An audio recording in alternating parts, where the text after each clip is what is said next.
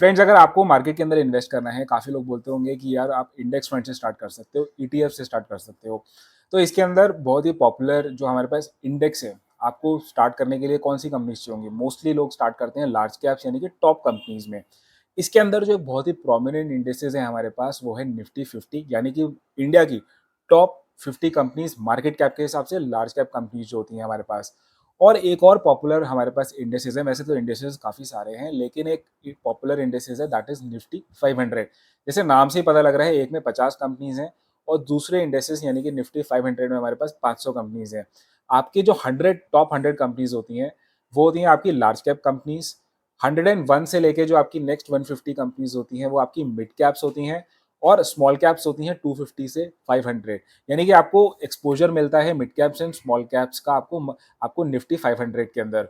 लेकिन आपको ये जानना ज़रूरी है, क्योंकि ऐसा नहीं है कि आप निफ्टी 500 में अगर आप इन्वेस्ट कर रहे हैं तो आपका पैसा प्रोपोर्शनली सारी 500 कंपनीज में इन्वेस्ट हो जाएगा, क्योंकि ये जो इंडेक्सेस होते हैं आपकी मार्केट वेट के हिसाब से ही आपको जो है एलोकेशन होती है। तो अगर हम देखें निफ्टी 50, इसका अभी अगर हम मार्केट कैप के हिसाब से देखें तो आपको एक्सपोजर मिलता है 51%, यानी कि इंडिया के अंदर जितनी भी लिस्टेड कंपनीज है उसका 51% आपको एक्सपोजर मिलेगा आपको निफ्टी 50 के अंदर। लेकिन अगर आप निफ्टी 500 में इन्वेस्ट करते हैं तो आपको एक्सपोजर ऑलमोस्ट फुल मार्केट का मिलता है, क्योंकि इसमें almost 96% of the market capitalization India का जो है वो पूरा कवरेज मिलती है। यानी कि आपको बेटर, आप बोल सकते हैं मार्केट की कवरेज अगर देखनी है तो निफ्टी 500 कैन बी यूजफुल। अगर हम देखें आप निफ्टी 500, क्योंकि ऐसा नहीं है कि जैसे मैंने आपको बताया कि आपको इक्वल एक्सपोजर सारी कंपनीज में मिलेगा। मार्केट कैप किसका ज्यादा है? लार्ज कैप्स का। तो इसके अंदर ऑलमोस्ट आपको 75% जो वेटेज है वो आपकी लार्ज कैप्स की हो जाएगी।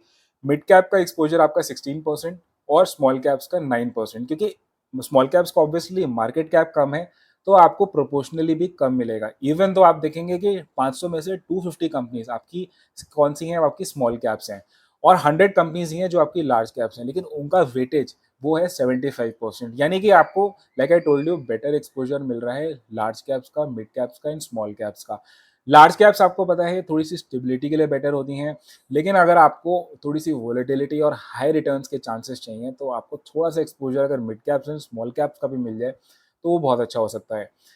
नहीं, नाउ अगर हम देखते हैं बाकी सारे पॉइंट्स, तो अगर हम देखते हैं, क्योंकि निफ्टी 50 के अंदर क्या है, आपको जैसे मैंने आपको बताया कि mid caps and small caps का एक्सपोजर बिल्कुल नहीं है। सेकेंडली अगर आप देखेंगे जो आपके टॉप सेक्टर्स जो दोनों ही हमारे इंडेक्सेस में है वो बराबर के हैं। तो हाईएस्ट एलोकेशन है आपकी फाइनेंशियल्स के अंदर, फिर है आपके पास आईटी सेक्टर के अंदर and then we have oil and gas and consumerables. तो ये आपके टॉप 3 सेक्टर्स दोनों इंडेक्सेस के अंदर हैं। लेकिन निफ्टी 50 के अंदर आपके पास सिर्फ 14 सेक्टर कवर हो पाते हैं, यानी कि निफ्टी 500 जहाँ पे mid caps and small caps का कर रहे हैं कवरेज, वहां पे आपके पास सेक्टर एलोकेशन भी ज्यादा, ऑलमोस्ट 21 सेक्टर्स। आप देख सकते हैं कुछ एक ऐसे सेक्टर्स हैं जिनकी कोई भी कंपनीज आपकी निफ्टी 50 में नहीं है, like sectors like textiles, consumer services, media, forest materials. यानी कि अगर आप ऐसी कंपनीज पे बेट लेना चाह रहे हैं या आप एक्सपोजर थोड़ा बहुत भी चाहते हैं इन सब सेक्टर्स से, क्योंकि आने वाले टाइम में आपको पता है टेक्सटाइल्स एंड ऑल ये सब सेक्टर्स भी अच्छा परफॉर्म कर सकते हैं, लेकिन आपको निफ्टी 50 में बिल्कुल भी एक्सपोजर नहीं मिलेगा, क्योंकि टॉप 50 कंपनीज के अंदर आपके पास इन सेक्टर से कोई भी कंपनी नहीं है। तो ये एक बहुत बड़ा डिफरेंस बन जाता है हमारे पास। और अगर मैं आपको बताता हूँ कि आपकी टॉप 10 एलोकेशन अगर आप देखते हैं निफ्टी 50 के अंदर, तो ऑलमोस्ट 58%, जिसके अंदर हाईएस्ट टॉप 3 कंपनीज अगर हम देखते हैं तो we have HDFC bank, almost 13% इसका वेटेज है निफ्टी 50 में। We have Reliance, ICICI bank, ये हमारी टॉप 3 कंपनीज हैं। निफ्टी 500 के अंदर भी हमारे पास ये टॉप 3 कंपनीज हैं हमारे पास, एचडीएफसी, रिलायंस एंड आईसीआई।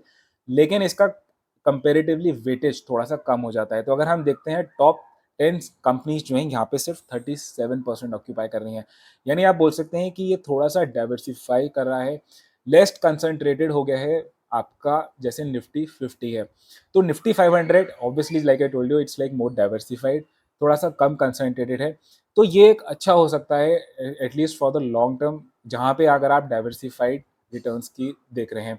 लेकिन सबसे अच्छी बात यह है कि इवन दो निफ्टी 500 के अंदर आपके लार्ज कैप्स के साथ mid caps and small caps हैं, लेकिन रिस्क पैरामीटर्स के अंदर जब हमने स्टैंडर्ड डेविएशन की वैल्यू देखी थी तो ये बहुत ज़्यादा डिफरेंट नहीं थी। यानी कि आपके रिस्क भी मैनेज्ड हैं, साथ ही में आपको अगर हम आगे चल के रिटर्न्स भी देखेंगे तो यानी कि अगर आपको बेटर रिस्क भी मैनेज हो जाए, और आपके पास रिटर्न्स की प्रोबेबिलिटी भी ज़्यादा हो जाए, तो उससे बेटर क्या चाहिए।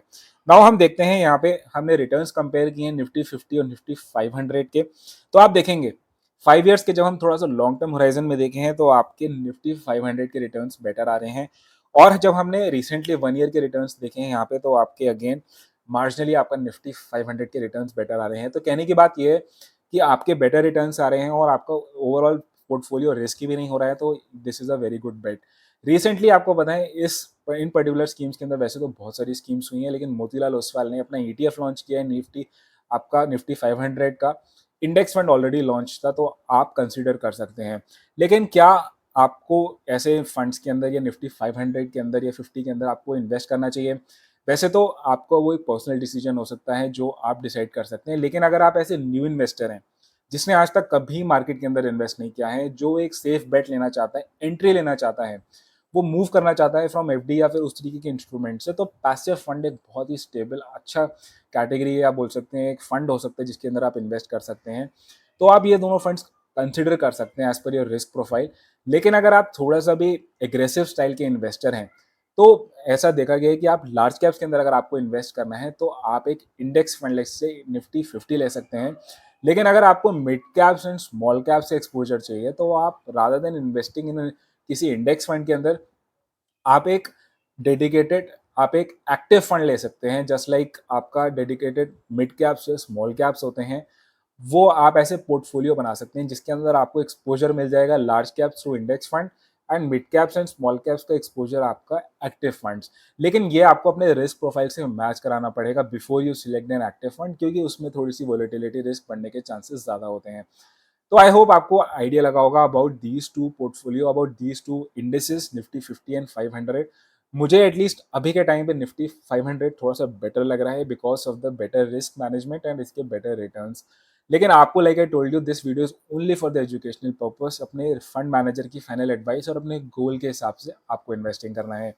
आपने क्या ऐसे इंडेसेस के अंदर ऑलरेडी इन्वेस्ट किया है, नीचे कमेंट बॉक्स के अंदर बताइएगा, और किसी और टॉपिक पे अगर आप वीडियो चाहते हैं वो भी बताइएगा। अगर चैनल में फर्स्ट टाइम आई है तो प्लीज सब्सक्राइब इट। वीडियो अच्छी लगी तो लाइक करिएगा। हम मिलेंगे नेक्स्ट टॉपिक के साथ नेक्स्ट वीडियो के अंदर। Until then, thank you for watching this video.